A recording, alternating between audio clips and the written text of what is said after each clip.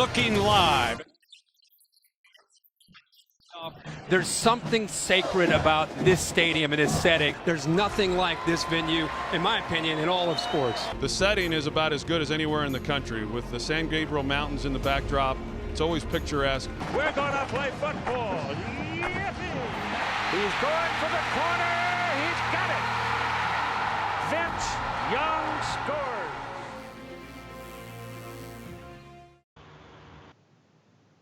Hey everybody, good afternoon and welcome to Rose Bowl Live. I'm Dedan Brozino, and on behalf of the entire Rose Bowl Stadium staff, our partners, our donors, our ticket holders, our community and beyond, we hope you're safe, healthy, happy as we all shelter at home in our different communities across the country and around the world.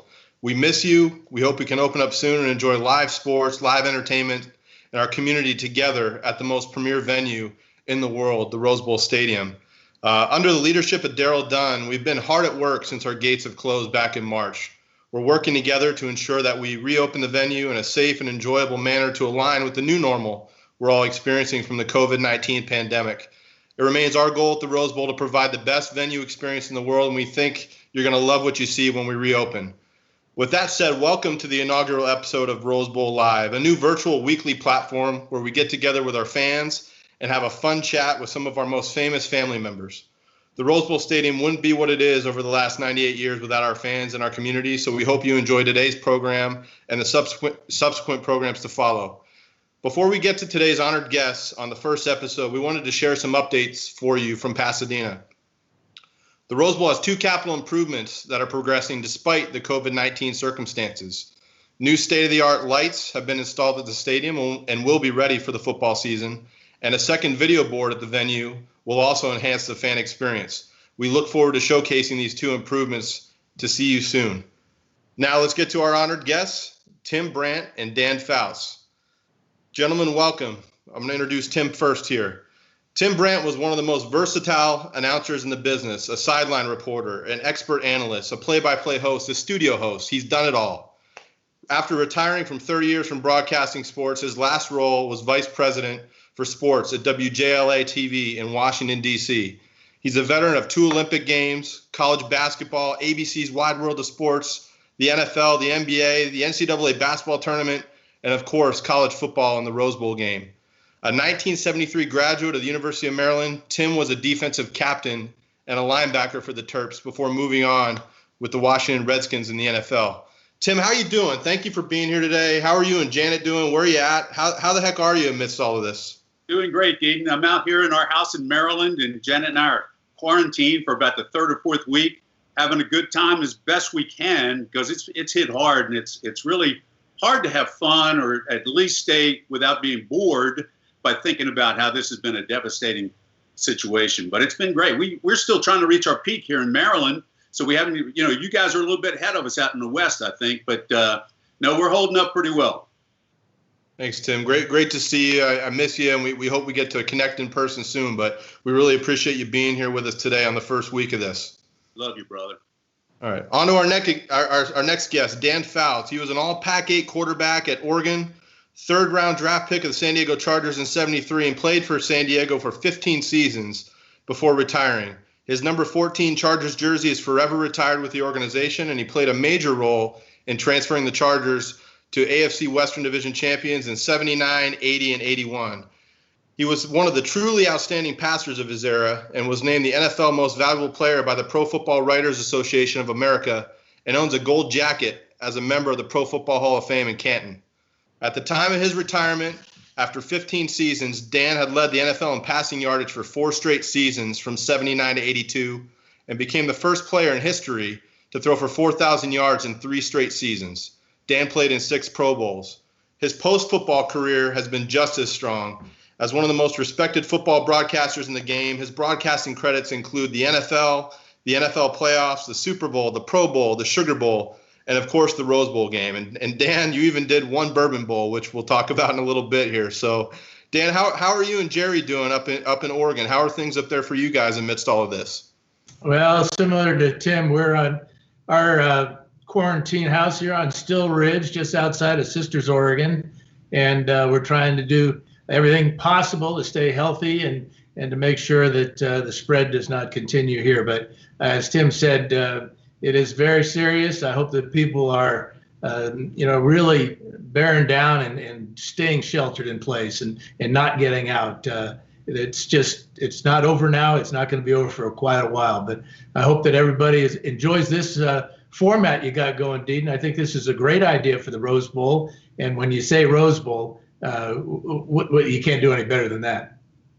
No, and we appreciate you guys from the bottom of our heart. You've been such a critical part of the Rose Bowl family since day one, since before I got there. And of course, you've known Daryl for several years, our GM and CEO. But, the Rose Bowl is community. It's Americana. It's America's stadium. So for us to really dial in virtually with you guys from so many miles away, it really speaks to the characterization of the Rose Bowl over those 98 years. So we really appreciate it, guys. Thank you.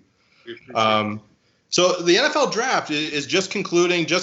We had three days of virtual stuff like the three of us are experiencing right now.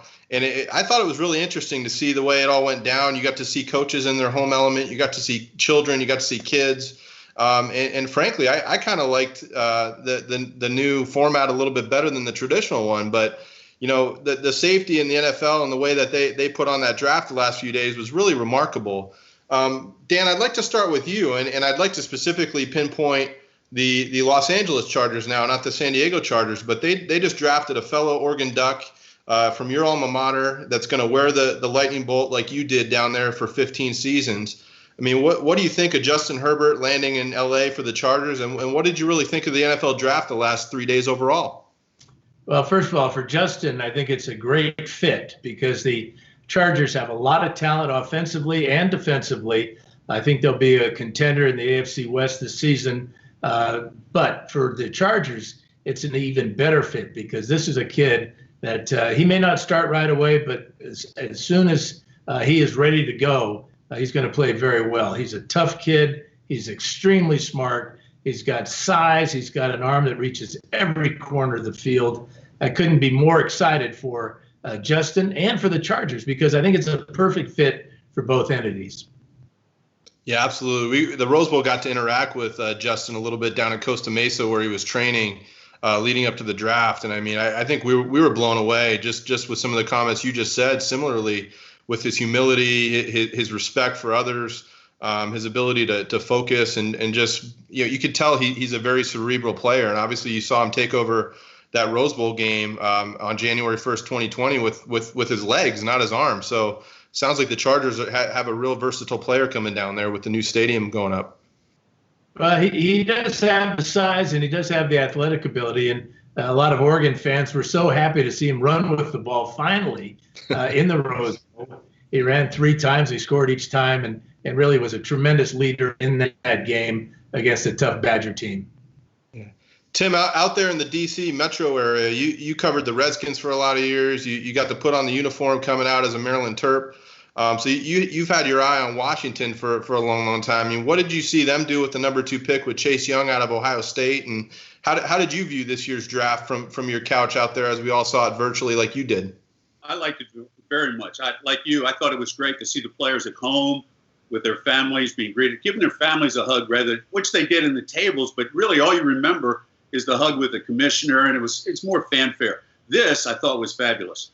As far as Chase, I was telling Dan yesterday, I watched him even in high school, right down the street at the Matha High School, and, he's just a quality player. For my money, I thought he was the best athlete in the draft.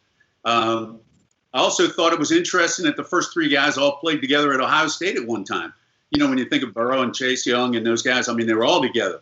So, I mean, you could see the talented programs, the big-time programs came up big early. And then as the draft went on, I kind of lose interest. When you think of Tom Brady, when you think of his Super Bowl rings, he's got a handful plus 1, and he was like the 199th guy taken in the 6th round. So, and I think when Dan and I were coming out of college, Dan, of course, was drafted. We had about 18 rounds back then. I mean, it was hard not to get drafted, but I still signed as a free agent. I went against the popularity. But no, I thought the draft was great. It was fun to watch. I think Chase Young is going to help the Redskins. I was talking to Dan yesterday about Ron Rivera, the new coach. He thinks he's quality and will help the Redskins. So in my mind, that's all good. And now, Tim, you started with, in your comments there, you talked about the hug with the commissioner and, you know, the family members, seeing that the new draftees embrace their family. You know, for a long time, sports has been such a unifier of people, and not just for families and personal reasons, but if you look at post 9/11, post World Wars, post Hurricane Katrina in New Orleans, with that block punt with the Saints and the Falcons, and how that ignited the city. Sports really pulls us out of these funky times as a society in different ways. I mean, how do you feel, Tim, sports is going to help us rebound coming out of this, whenever that may be? Well, you made the point that it has always helped us through rough times, and here we are again in rough times. Sports has always been, to me, a microcosm of real life. And when you look at that, and the reason for that is it crosses all lines. It doesn't involve race or gender controversies. It doesn't politics, money. I mean, it embraces everything in life and teaches you how to win, how to lose, how to compete, how never to be too high, too low. And as John Wooten, I think, was the guy, Wooten said it best. He said, you know, this is not a character builder, but it displays your character when you play. I think it's both, to be honest with you. But you're right. It's a common denominator.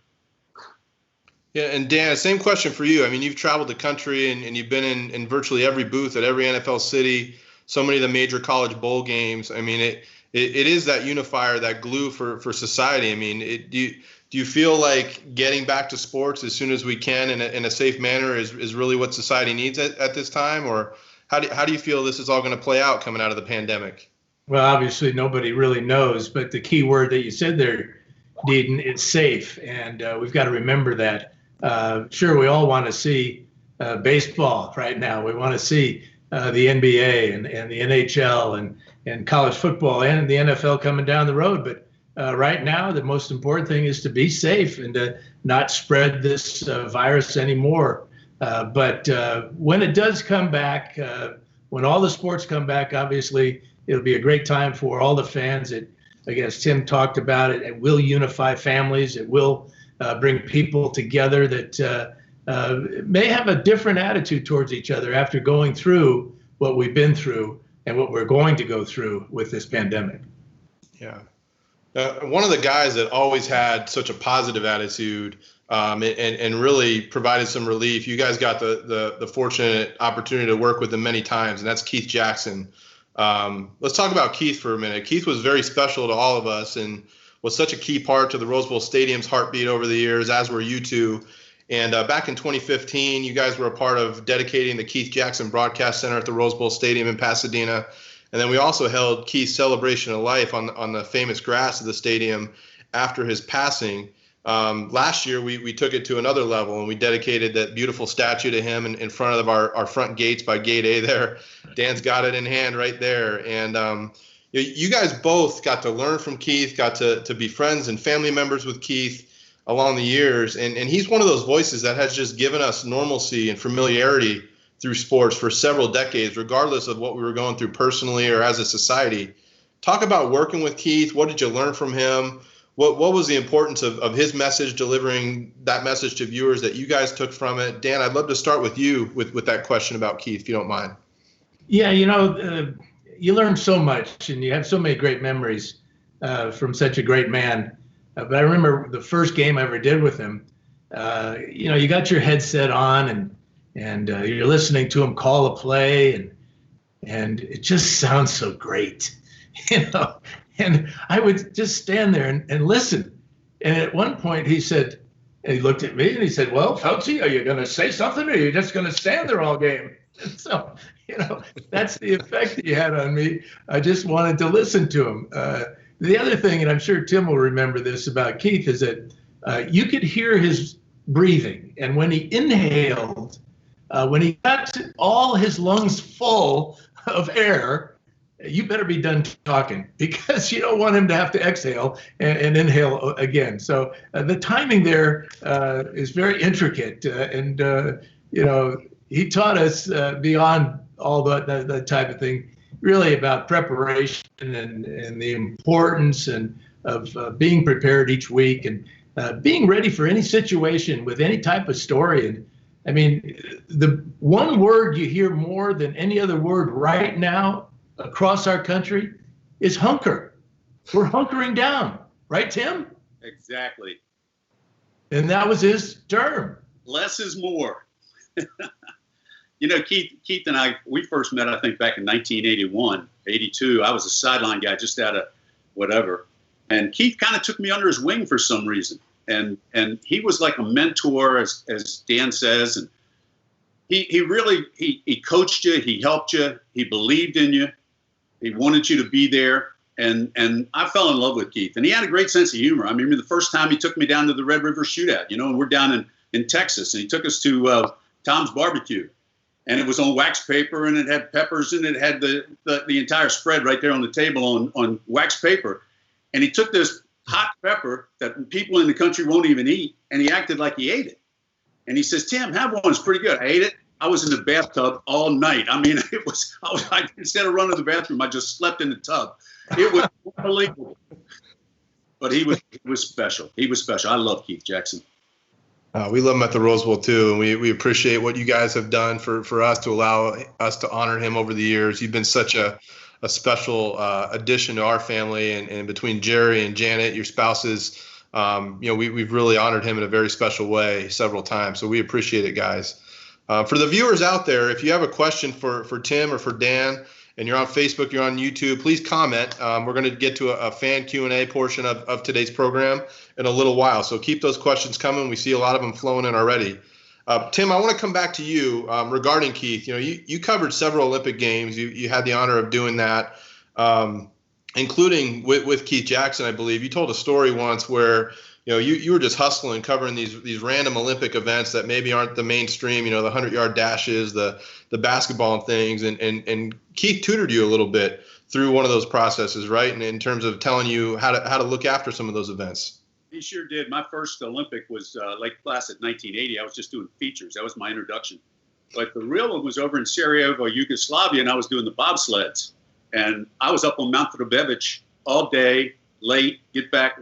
They had, Rune Arledge had brought in John Denver to sing to all the ABC guys at dinner and that kind of thing. And he had the whole Bosnia hotel rented out. But I just went to bed. I was so tired being up on the mountain all day. But Keith, the phone would ring about 11:30 every night. And it was KJ. And he'd say, "You got to come on down. There's a fella down here who wants to meet you." And so I'd go down there, and it was his Kettle One was the fella he wanted me to meet. And we'd sit there and have vodkas before we went to bed. But he was awesome. He just wanted to make sure I was okay. Everything was all right. He had done the bobsleds one year before that, as had Jim McKay and a lot of guys. And so he was kind of coaching me through that as well. KJ was unbelievable. He was special. Tim, what were some of you, do you have a favorite moment, not non-Keith related now, we'll move on from Keith, but you did Wide World of Sports, you did ACC Hoops, you did the NCAA Tournament, Tour de France. I mean, we know you as Tim Brant, the football guy, because we're talking Rose Bowl today, but is there a moment that you look back on in retirement from that 30-plus year broadcasting career that you and Janet just hang your hat on and say, "Man, that was so cool. You know, if I could go back and relive that, you know, how would that go?" I mean, where do you hang your hat on your favorite moment? Well, I get asked all the time, what was my favorite sport, especially during golf and things like that. Guys will ask you. Believe it or not, my favorite time was the Rose Bowl, the national championship in 2001, because it was my favorite was because it was the last time I worked with Keith Jackson. The game, as you know, and you remember it well, Miami beat Nebraska handily. But I still say Miami probably had the greatest college football roster of anyone in football history. And when you look back on that team that was on that roster, in those 3 years or 4 years that guys were there, they had 17 first-rounders that were on that Rose Bowl roster, first-round draft picks. I mean, you're talking about Clinton Portis, Jeremy Shockey, all the way through, Ed Reed. I mean, it was just unbelievable, who's who, and many of them are in the Hall of Fame now. But that was my all-time favorite event because it was the last time I ever worked with Keith. And he had a great sense of humor. I said something in the Rose Bowl I should have never said on national television. You know, there was a hold-up in the game. There was a measurement, and I'll say it here on the computer. And they were taking the measurement, and they still couldn't get the measurement right. And Keith goes, "There's a kink in the chain." And I said, "Keith, I had that trouble this morning when I got out of bed." And he couldn't do the next play. He was laughing so hard. Great sense of humor. How about you, Dan? You've had, you know, we went through the resume already, football-wise and everything you've covered. You've also had some fun outside of the booth, you know, with an appearance in The Waterboy with Brent Musburger. you did the shout parody of Animal House with Oregon, with all the famous Oregon alums that they actually played on the video board on January 1st this past year, right before Herbert ran in for that last touchdown. It was an awesome experience to see the fans doing that. And, you got a building named after you at Nike. You signed one of the first advertising deals with Nike out of Oregon. I mean, where do you and Jerry hang your hats as a couple? You've traveled so much over these years. What do you look back on other than some of the main bowl games that we might obviously know you for? Well, I've got a top 10. I mean, that's the most important thing about this whole show. You always do.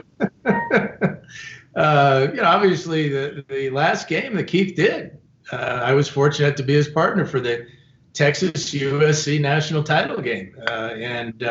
Probably the best game ever in the Rose Bowl. It's right up there. And it just gives me chills to think about Keith's call that was his last call. And it was, Vince Young. There it is, 4th down for the national title. He's going for the corner. He's got it. As simple as that. Just as you said earlier, Tim, simplicity and clarity, that just in the tone of his voice. But before the game, and when Keith Jackson's doing the game, there's a line outside the press box, whether you're in Pullman or Eugene or Corvallis or Tucson or Ohio State. People want to come in and say hi to Keith. They want to come in. It's like seeing the Pope. They want to kiss the ring. And so here we are. It's the Rose Bowl. It's Texas. It's USC. National title. And there's a lineup outside our booth for people coming in to say hi to Keith before the game. And our introduction and pregame was very intricate. So there's a lot of rehearsal that we had to do. And Keith kept blowing it off. And because he was meeting his public and talking to them. And finally, this one guy, the very last guy is there. He's talking to Keith, and I'm shaking, my notes now at Keith over his head. I'm saying, Keith, I'm pointing and saying, we got to get to work here. And so he finally says goodbye to this gentleman, and the guy leaves the booth. And Keith looks at me and he says, well, Fouts, do you know who that was? And I said, no, Keith, this is a national title. I mean, we got to prepare. We got to work. We got to rehearse. He says, well, you should know who he is. That's the Bob Iger. He's your boss. So no wonder I got fired later, a couple years later, huh, Tim? I don't tell you what, Dan is so much younger than I am. Bob Iger was a production assistant at ABC when I was there. Now he just stepped down as the CEO of Disney. Yeah. I didn't know who he was. So that 06 game was huge. I mean, the ESPN just replayed it a few weeks back. I mean, it got a killer replay rating, and the Rose Bowl just looks so gorgeous. Even in replay, 14, 15 years later. Tim, you had the unique experience. I know we all go back to the 06 Texas USC game, but you had the unique experience where your son Kevin suited up for the UCLA Bruins for several seasons, and you got to watch him in your favorite stadium. I mean, what was that like watching your son suit up, number one, for Division I intercollegiate football like you did at Maryland, but to be able to call the Rose Bowl his home field? I mean, that must have been pretty special, right? Yeah, it really was. I never got to see Kevin play in high school because I was always out doing games for ABC Sports. So I never got to see him. And then I remember when Bob Toledo, I knew Kevin was talented. He was a high school All-American, and he was getting a lot of college scholarship offers. And then Bob Toledo called from UCLA. And when Kevin and I sat down and talked at dinner that night, he says, I'm going. He said, that's where I want to go. And he went into his room and he brought out a picture when he was a 4-year-old kid, and he had on the Bruin T-shirt as a little kid. He always wanted to go there, and I never knew that. So the first game, as a true freshman, he's on the kickoff team. And I was sitting there, and I swear to God, my heart was coming out of my chest. And so Keith settled me down a little bit. And then a few years later, he was starting for I can't remember the safety's name, Anderson. He played for the Green Bay Packers after that. But something happened where he wasn't starting this game, and Kevin was as a redshirt freshman. And they were playing Erickson up at Oregon State. And I said, we did our open, and Keith wanted to put him in our open, because that's a pretty big move, especially against the passing team, put a redshirt freshman back there. So he asked me how I saw the game, and I said, I think Erickson and the boys are going to go right at that freshman safety. And he goes, whoa, whoa, whoa, whoa. This is on camera live, national. He goes, whoa, he is your son, right? He still sits at your dinner table, doesn't he? And I said, yeah. For the rest of the game, we're calling him Kevin. So, but first play of the game, they did go after him, and it was incomplete. But anyway, yeah, it was a thrill. It was a thrill I'll never forget. More so than when I, played myself. It was more fun to watch him. That's really great. Now the Rose Bowl, we turn 100 years old, guys, 100 years young in about a little over 2 years, and she doesn't look like that. She's vibrant. We're still the most premier venue in the world, and so I think what we're looking to do as an organization, we're going to start teaching kids, teaching community about those characteristics that are deep within sports. The teamwork, the leadership, the sportsmanship, the inclusion. I mean, can you talk a little bit about how, for each of you, obviously you played sports growing up and going through college and then professionally, how did sports shape you all? What types of leadership qualities did it bring to you? And I want you to speak to the youth viewers that we have today a little bit in this answer, and just tell us how that really brought you to where you are today in terms of professionalism and beyond. Start with you, Dan, if you don't mind. Yeah, you start playing, and really as a kid in grade school, you're just playing whatever season it is. If it's the fall, you're playing football, basketball in the winter, and baseball in the spring, and that's the way it was when growing up in San Francisco for me was. And I think the key is to play and set goals that are attainable. Don't set the goal of I'm going to be in the Hall of Fame someday, because that's not going to happen probably. So set a goal that, hey, I'm going to do my best, and I'm going to try to make the team, and I'm going to try and be first string, and I'm going to try and win some games, and try to be a good teammate, and all those things that go into being successful. And I think that if you do that, then you'll build confidence. But you'll also impress your teammates and your coaches because you've got the right attitude. You know what you want to do. You know how to do that, and just by setting goals that are attainable, I think is very important. As far as leadership, it's all the best leaders, the leaders that do it by example and work hard and. Do all the things they're supposed to do that coaches and their teachers tell them to do to get better, and to keep that always in mind. If you are at the front of the class because you've got good grades and you're at the front of the line in whatever sport you're playing, then guys will follow you because they want to be like you. So I think that's just a couple of ideas for some of our younger viewers. Yeah, I tell you what, Dan, I think you're all over it as a Hall of Famer. You would be, but I'm going to tell you right now, it all starts in the family. And I grew up in a family of 4 boys, no girls. It was survival of the fittest. It was competitive. It was always going. And my mom and dad were so loving and caring. They'd take us to every game, but it was the same way. They weren't helicopter parents. They didn't expect if you loved it and you wanted to go, they were taking you. And everybody's not meant to be first team. Everybody's not meant to be on the team. Everybody's not, as Dan says, not going to be a Hall of Famer. But that's what you learn in sports. I mean, maybe you were meant to be in the band, or you're meant to be a scientist or a doctor, and you went in a different direction. You're always in the lab instead of the field. That's all good. I think that's the way it should be promoted by the parents. There's never a right time to do the wrong thing, and never a wrong time to do the right thing. This is life, and it starts in the home. And once you get out there, I remember asking Dan one time on the road, because I'm always enamored by Dan and I admire him so much. And I asked him, Dan, when did you know you could pass like you'd passed? And he says, well, I knew in the 8th or 9th grade I had a gift. And that's exactly what it is. It's a gift. And everybody doesn't get that gift. You do the best with what you have. I mean, here's a Hall of Famer, so you look at that guy. But everybody, Dan's right, it's not going to be a Hall of Famer. 1% of the people playing sports are going to play professionally, maybe, if you're lucky. So it starts in the home, and then you learn as much as you can on the field, and you learn with your teammates. You learn to love them. You learn to take care of them. I remember in high school, I was getting a lot of publicity, and my dad put a sign right over top of my bed that said, talent is God-given, be humble. Publicity is man-given, be thankful. Conceit is self-given, be careful. Because I guess I was getting too cocky, and he wanted to bring me back down. That's the other thing sports teaches. You're never too high, you're never too low, peaks and valleys, and you just keep that, as Dan says, that even demeanor.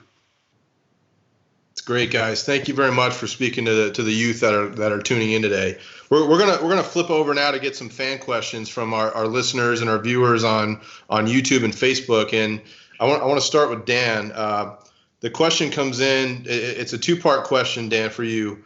What was it like putting that gold jacket on for the first time? How did you get the news? Well, the only time, not the first time, but what was it like putting that gold jacket on? How did you get the news? And then as you were going through your career, can you talk a little bit about what it was like playing for Don Coryell? Because it seems like, he predated me, but it seems like his style was very similar to some of these passing offenses that we see out there, the Patrick Mahomes, the Drew Brees. A lot of people don't know Don Coryell coached in the Rose Bowl and the lesser-known Pasadena Bowl in 1969 for the San Diego State Aztecs. So he's got some Rose Bowl lineage as well. But what was it like playing for Coach Coryell coming through and then getting that call for the gold jacket? Well, I would never have gotten the call for the gold jacket if it wasn't for Don Coryell. My first 5.5 years in the NFL were not very good. But once he got to San Diego, he gave me an offense that it was just amazing because it took advantage of everybody that had skill, unique skills on our team. A guy like Kellen Winslow who could line up as a wide receiver or as a tight end or a move tight end back and forth, creating mismatches all over the field. Athletes like Wes Chandler and John Jefferson and Charlie Joyner. Little Train James and Chuck Muncie and Gary Anderson and Tim Spencer. I go on and on about the great teammates that I had, but it was Coryell that looked at each one of us and said, this is what will work. And he never made me run a play that I wasn't confident in, didn't have a good feeling about. He came to me before almost every game, and he would say, if you don't like the play that's being sent in that I call or that our coaches call, you change it to what you like, and I won't have any problem with that. I never had to do that because I liked all the plays that he called. And the results are there because I did get the gold jacket because of him and those teammates I mentioned. But as far as putting on the gold jacket, the most humbling experience you could possibly imagine. Because in those days, the ceremony was held on the steps of the Hall of Fame, not in the stadium, but on the steps. And all your family were there right in front of you. Each section was a part of a family. I was fortunate to go into the Hall of Fame with Bill Walsh, Chuck Noll, Larry Little, and Walter Payton. And the great thing about the ceremony is that once it's over, you invite your family to come up the steps with you and walk through those doors into the rotunda. And the first thing you see in the rotunda is a statue of Jim Thorpe. And you go, I do not belong here. I am not worthy, but I'm there. Wow. It's incredible. It's incredible. Next question comes in from Facebook. This one's for Tim. Tim, you've somebody picked out an article on your career, and they saw that you had broadcasted on the radio a Muhammad Ali fight. What was that like for you? Did you get to meet Ali before that fight, leading up to it? Talk about that experience in your career, if you wouldn't mind. Actually, I got to know Ali pretty well because he did it. One of his fights was right here in the Washington, D.C. area, and I was assigned to broadcast it. And I would go to his training sessions every day, and then we'd go back to the hotel and we'd sit and we'd talk, and he was just a character. But, yeah, it was special. I took Janet one day, who really doesn't have any interest in boxing whatsoever. But I said, it's Muhammad Ali. Come on, we've got to go. So he was training in the Sheraton over in Lanham, Maryland. So I went over with Janet, and we walked right up to the ring, and I'm leaning on the canvas, and Janet's sitting right next to me. Well, he comes over purposely and goes against the ropes, and he's doing his rope-a-dope against his sparring partner, and all of a sudden, all this sweat's coming. It's going like a shower, and it's coming all over Janet. She was out the door so fast, it was unbelievable. But it was special. He was a character. I mean, if you go through the annals of sports history, the people that are probably most popular around the world, right now basketball is popular globally. So, I mean, Michael Jordan and those guys. But there's nobody or no place that Muhammad Ali couldn't go that people didn't know him, and they'd start yelling at him, chanting at him, asking for his autograph. And he was always great. He was like a playful kid is what he was. He was tremendous. Wow. Thanks for sharing that with us, Tim. We appreciate it. Next question comes in from YouTube. This is for both you guys. They want to know, what was the best individual performance you've seen live from the booth, in person? And Tim, we'll start with you and then go to Dan for an answer as well. Is there one that just sticks out in your head? Is it that Vince Young performance in 06? Is it another item? Where do you put that? Well, that was certainly one of the greatest, as we said, one of the greatest Rose Bowls of all time. But that was Dan doing that game, and I had the year before. But I mean, when you think about the Olympics and you see all those athletes, and they're all different sizes in the Olympics. You have little guys, skinny guys, big guys, fat guys with the whole thing. I mean, it's when I think of the greatest, maybe basketball is the fastest because you're sitting courtside. And the last game I did before I retired was the ACC basketball championship, which was North Carolina and Virginia. And it was a 2-point game, and it was a 3-shot at the buzzer that won the game. So, that was one. There were football games that went into overtime. I had a game down at Wake Forest one time that was, in this day and age, was scoreless for 4 quarters. And I just got a text from a guy at Notre Dame the other day who just watched it. I guess it was shown again. He says, Tim, that had to be horrible to sit there in the booth and watch it. So there were both sides. You had great games, you had bad games, but it was, you know what? All you want is a good game when you broadcast it. It doesn't matter if you're doing your alma mater, you're doing anything. You want a good game. And if you get a good game, the rest just falls into place. How about you, Dan? What was the best individual performance you've seen? Well, Keith and I did the 05 Rose Bowl with Texas and Michigan. And in that game, Vince Young scored 4 touchdowns on the ground, untouched. And he did the same thing the next year, 3 touchdowns against the Trojans. So back-to-back Rose Bowls for Vince Young was pretty good. It's really hard to pick out, when you've been in this business so long and you played for so long, to pick out anyone as the greatest, because there are so many great moments in sports. And as Tim said, it's just great to be a part of a broadcast that you can hang your hat on and say, yeah, I did that game. But really, what Tim said was really every announcer's dream is just give us a good game. And if it's not going to be a good game, just give us a good first half, okay, so that people aren't tuning out. When you prepare for a game, and Dan will tell you this, you do a lot of preparation. But if it's a good game, you want to go through any of your notes, things you want to talk about, things that if the game doesn't lead you there and it's a blowout or something, you're going to empty your notes. If it's a good game, you're just doing the game. That's all that matters. And you probably don't get to a lot of your notes that you've done getting ready for that game. I knew you carried a briefcase, but in that briefcase was just a sandwich, wasn't it? I didn't know you had notes. I'm glad you thought it was just a sandwich. Next question coming in from YouTube, and this is for you, Dan. Tim just hit a buzzword there in preparation. Talk about that Freezer Bowl game back when it was -60. Did it feel like -60 to you? Did that not even pop into your mind as a professional quarterback trying to punch a ticket to the Super Bowl? I mean, and I think the last part of that question is, do you think they'd even consider playing that today in those conditions? Would they move it a day? I mean, talk a little bit walk us through what was going through your head that day and leading up to that game, knowing the weather.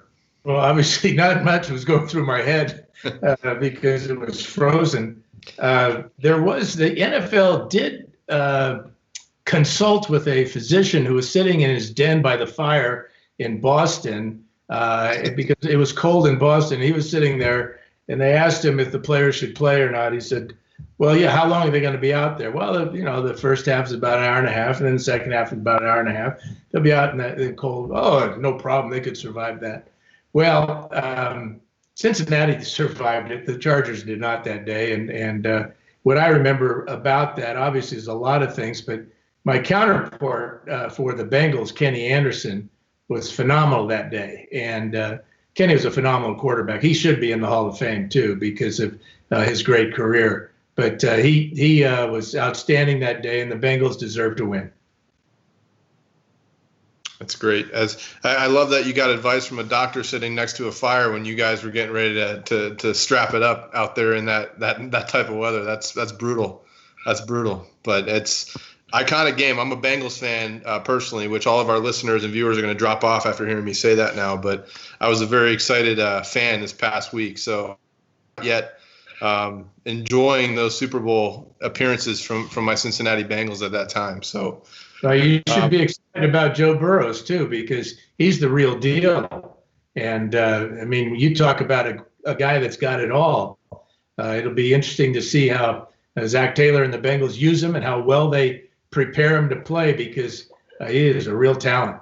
Yeah, I'm excited about it. It's the first time in a long time. I was a huge Boomer Esiason fan growing up. So to get another guy in there that kind of has the chops of feeling like he's the guy for the next decade potentially is fun. So I love when teams get that guy for 8 to 10 years allegedly moving forward. All right, a couple more questions, guys. Wrap it up. I got one for Dan and then one for the two of you to finish it up today. From YouTube, Dan, Jared Goff and the LA Rams are down here. They were a game away from or a couple plays away from winning the Super Bowl a couple seasons ago. Jared Goff, the quarterback behind center, is a Marin Catholic alum as well. I mean, what are your thoughts for our LA viewers down here on Jared Goff and having watched him from the booth the last several years? Well, it's going to be different this year for Jared, I believe, because there's a lot of changes on that Ram offense when you lose Gurley and then Cooks. Those are two outstanding players, but obviously they've got things in mind as to how they're going to proceed this season. But Jared Goff is a talented quarterback, and I think that the hangover from scoring just 3 points in the Super Bowl seemed to affect the Rams throughout the entire season last year. So, a fresh start, perhaps, for the Rams coming off of what happened last year and some new personnel changes. It'll be an interesting year for Goff and the Rams. Last question for today, and then we'll wrap up the inaugural edition of Rose Bowl Live. And thank you both again for doing this. We know you got time with your families, and Tim, it's dinner time out there in the D.C., Maryland area. So we appreciate both y'all doing this on a Saturday afternoon, evening for us. Last question is really from Facebook. It's centric around the times that we're living in today, and I think the big discussion is: will college football start on time? Will NFL football start on time? Will it be delayed? Will there be some form of it in the spring? I mean, we'd love to hear, and the viewers would love to hear from Facebook on your guys' take on, do you think that they could play football without fans in the stands? Do you think there's an alternate motive there that's revenue driven, where they would wait until they could open up the gates safely? I can speak personally on behalf of our team at the Rose Bowl Stadium. We're doing everything possible to look at how we need to almost re-engineer the venue when we open it back up. I mean, you got to think about things like, how do fans get their ketchup and mustard for their hot dogs? How do you handle cash? Do you let people stand in line to enter in? Are there buffet stations allowed up in the press box? So there's a litany of items that I know we're thinking about, and our operations team is really thinking about at the Rose Bowl, along with some different task force of venue operators and organizations around the country. I mean, where do you guys stand, as broadcasters, as fans? I mean, how do you think this thing all plays out, and can we play with empty stands? Tim, let's start with you. Well, I've always been an optimist, and as Dan always said, I'm not always right, but I'm never in doubt. But I really, truly believe there will be football this fall. And I don't know what form it's going to take, but there will be. And I think we learned the other night with the NFL draft, watching it virtually, it wasn't as bad as a lot of people thought it would be. As a matter of fact, I'd like to see them go to that format every year now. It was intriguing to me to see the inside of these kids' houses with their families and the support they had. You can only imagine, as they were kids growing up, with those parents that were sitting there to watch the payoff. This guy has reached his goal. So it's going to happen. I'm not sure at what form. And you're right about the stadiums. They're going to have to make adjustments, especially early on, until all is clear or we get a vaccine or whatever the case may be. But I think people in America, and this has been America strong, they've been tremendous through this entire episode. I think they're going to have to continue that maybe from here on out. I mean, you're going to have, I don't know if you'll be able to shake. I don't know if I'd shake people's hands all the time now. You know, maybe just give them the gavel or something. I don't know, but there will be football. There's a light at the end of the tunnel, and it's not a train coming our way. I think we've already passed that, and now we're coming out the other side of the daylight. Well, you know, as far as the players are concerned and playing with, let's say there are no fans in the stands, the only thing I can think of is it'd be just like having a practice, a scrimmage or something where really for the players, the only cheering they would hear is from their own teammates on the sidelines, and they would hear the coaches yelling at them like they do in practice anyway. So it'd be a very strange experience for the players, but certainly nothing that they're not used to, because at practice there aren't fans there anyway. At least there shouldn't be. But who knows? You know, I like Tim's optimistic outlook, and I know that he's never in doubt. So I'll take his word for it that we're going to have football again. Right, partner? Exactly, partner. Guys, I lied. We got one more. We got a comment question, not a question, but a comment and a hello. Somebody's giving you a virtual wave here, and we'd love to give you both a chance to comment. On YouTube, we have Melanie Jackson is tuned in, and she says, Turian and the entire Jackson family are watching, and your guys' makeup looks good. The setting looks good. They're very complimentary, but they're watching, and they love you guys. So we want to give you a chance to say anything you'd like to say to the Jackson family that's tuning in tonight, like the rest of us. Well, like we told you earlier, I mean, I love the Jackson family. I love Keith Jackson. I think about him every day. Love the family. Melanie stays in touch. Turian stays in touch. They all stay in touch. You know, we didn't touch on this today, but you asked the greatest game or your favorite memory. It's the people you work with.